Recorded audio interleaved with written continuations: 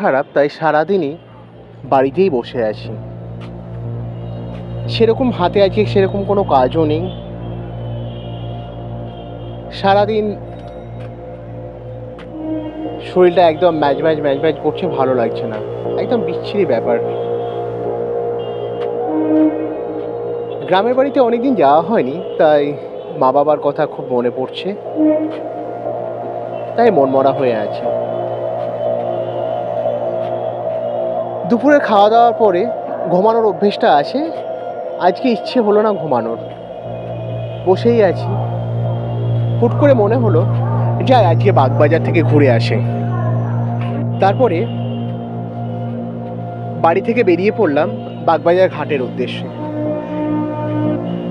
বাগবাজার ঘাটে যেতে বেশি সময় লাগলো না, 30 মিনিটের মধ্যে বাগবাজার ঘাটে গিয়ে পৌঁছালাম। তখন তো সন্ধে হয়নি। ঘাটে গিয়ে বসলাম। অনেক ছেলেরা ওখানে স্নান করছে, তারপরে পুজোর ডাব ডাব ছুঁড়ে ফেলেছে, সেই ডাব তুলে এনে অনেকে খাচ্ছে। আর বাগবাজার ঘাটের পাশে বস্তিতে অনেক ছেলে মেয়েরা থাকে, সেই বাচ্চা বাচ্চা তারা সে ওই গঙ্গাতে ডুব মারছে, ওখান থেকে বিভিন্ন রকম জিনিসপত্র তুলে নিয়ে আসছে। ওটাই দেখছি বসে বসে, খুব ভালো লাগছে। তারপরে বাড়িতে মাকে একবার ফোন করলাম, সবাই কেমন আছে জিজ্ঞেস করলাম।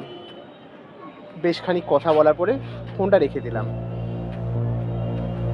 পাশ দিয়ে চাওয়ালা হেঁকে যাচ্ছে, চা খাবে করে হেঁকে যাচ্ছে। তার মধ্যে আমি একজনের থেকে চা কিনে খেলাম, বসেই আছি। তখন সন্ধে নেমে গেছে।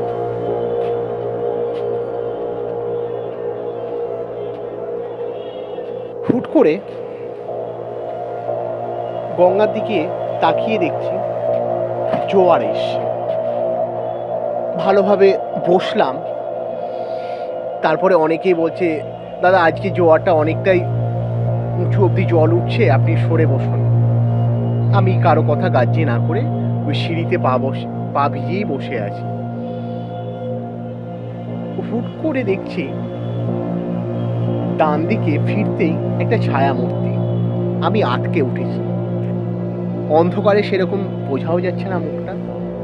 আমি ভয় খেয়েছি দেখে সেই ব্যক্তিটাই বলে উঠলো, দাদা আমি মানুষ, ভূত না। আচ্ছা ঠিক আছে ঠিক আছে। আমি নাম জিজ্ঞেস করলাম যে আপনার নাম কি।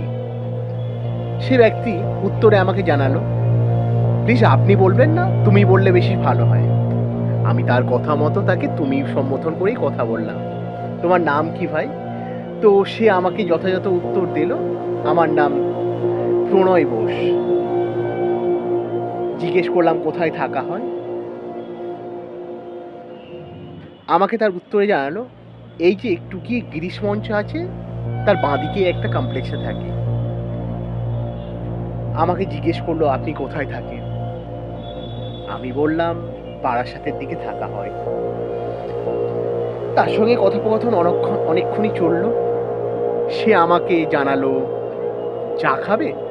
আমি বললাম ঠিক আছে, চা খাওয়া যাক। চা খেলাম। তারপরে অনেকক্ষণ বসে থাকার জন্য আমি বললাম যে হেঁটে কথা বলবে।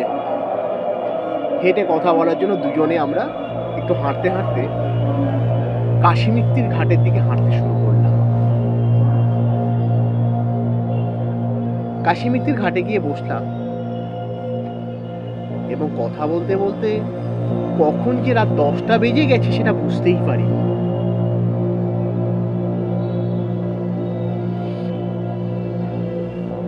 আমি নিজের মনে এক মনে কথা বলেই যাচ্ছি, বকবক করেই যাচ্ছি।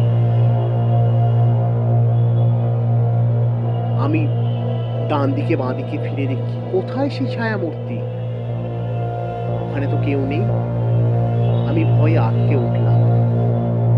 তার নাম ধরে বারবার চিৎকার করলাম। ঘাটের উপরে রাস্তা থেকে একজন চিৎকার করে ডাকলো আমাকে, কে আপনি? ওখানে বসে আছেন, উঠে আসুন। শ্মশান ঘাটে এত রাত্রে কেউ বসে থাকে? আমি উঠে আসলাম, উঠে এসে বসে আছি। যে আমাকে ডাকলো সেই ব্যক্তিটা একদম ফ্যাকাশে, শরীরে কোনো রক্ত নেই, একদম রক্ত শূন্য তার শরীর তার। আমি তার চোখের দিকে চাইলাম, সেই একই কথা আবার, আমি মানুষ, ভূত নই।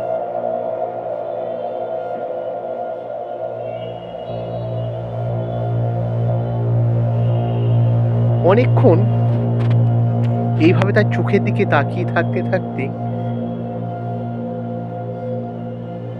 আরো দু একজন আমার সামনে এসে দাঁড়ালো।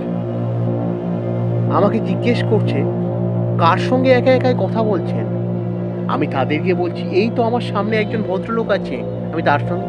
আমাকে বলছে আপনি পাগল টাগল হলেন নাকি? আমি বলছি, পাগল কেন হতে যাব মশাই? আমার সামনে একজন ভদ্রলোক দাঁড়িয়ে আছে, তার সঙ্গে কথা বলছি।